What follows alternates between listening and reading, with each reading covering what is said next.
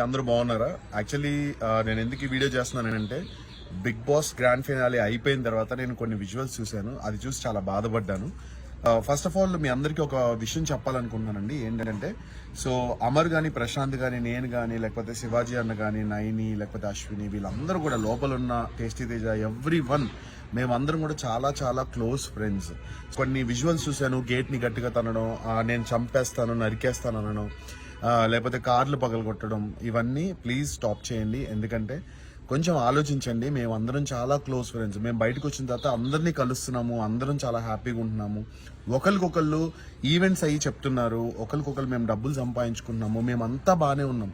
మీరు మీ కెరియర్ని, మీ ఫ్యామిలీ కెరియర్ని పాడు చేసుకోకండి ప్లీజ్, ఇట్స్ మై రిక్వెస్ట్.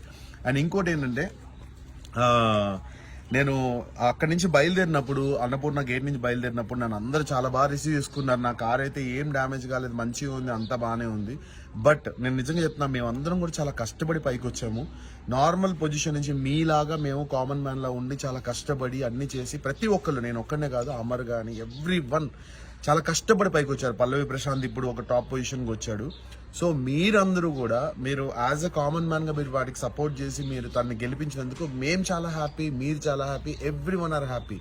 కానీ కష్టపడి సంపాదించుకున్న వాళ్ళ ప్రాపర్టీస్ లైక్ గీతు కానీ, అమర్ కార్ కానీ, లేకపోతే అశ్విని కార్ కానీ, అవి లక్షల్లోకి అవుతాయండి. అది రిపేర్ చేయించుకోవాలంటే వాళ్ళకి పాపం కదా. సో కొంచెం మీరు కూడా ఆలోచించండి. ఇది పర్సనల్ గా తీసుకోకండి. Bigg Boss is just a game. ఆ హౌస్ లో ఉన్నంత వరకే. తర్వాత బయటకు వచ్చిన తర్వాత మేమందరం చాలా క్లోజ్ ఫ్రెండ్స్ లా ఉంటాం. మీరు చూసే ఉంటారు. తేజ కానీ, నేను కానీ, వాడు నన్ను నామినేట్ చేసినా కూడా నేను ఎంత క్లోజ్ గా మూవ్ అవుతున్నా, వాడు నాకు బెస్ట్ ఫ్రెండ్ అయిపోయాడు. సో బయటకు వచ్చిన తర్వాత మాకు ఎటువంటి కోపాలు తాపాలు అయితే ఉండవు. మీరు సేఫ్ గా ఉండండి, మీ కెరీర్ గురించి ఆలోచించండి, మీరు మంచి పొజిషన్ కి రావాలని ఆలోచించండి, మీలో ఎవరన్నా మళ్ళీ కామన్ మ్యాన్ గా బిగ్ బాస్ కి రావాలని ఆలోచించండి తప్ప ఇలా కొట్టేస్తాను, చంపేస్తాను, నరికేస్తాను వాళ్ళ పర్సనల్ లైఫ్ లోకి మాత్రం వెళ్ళకండి. మొన్న కార్లో అమర్ వాళ్ళ అమ్మగారు కూడా దెబ్బలు తగిలాయి.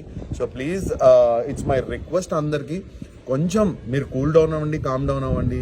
ప్రశాంత్ విన్ అయిపోయాడు, బిగ్ బాస్ అయిపోయింది, మేమందరం హ్యాపీ, మీరందరూ హ్యాపీ, మనందరం సరదాగా లైక్ ఎంజాయ్ చేద్దాము వాడి గెలుపుని. మేమందరం చాలా క్లోజ్ ఫ్రెండ్స్. మీరు కూడా అందరూ కొంచెం సైలెంట్ అయ్యి కూల్గా ఉండండి, ఎవరిని హర్ట్ చేయకండి. మీరు పోలీస్ కేసులు, మీ ఫ్యామిలీకి పైన పోలీస్ కేసులు మీరు తెచ్చుకోకండి. తప్పుడు మెసేజ్లు, రాంగ్ కామెంట్లు, రాంగ్గా ట్రోల్ చేయడం కూడా ప్లీజ్ చేయకండి.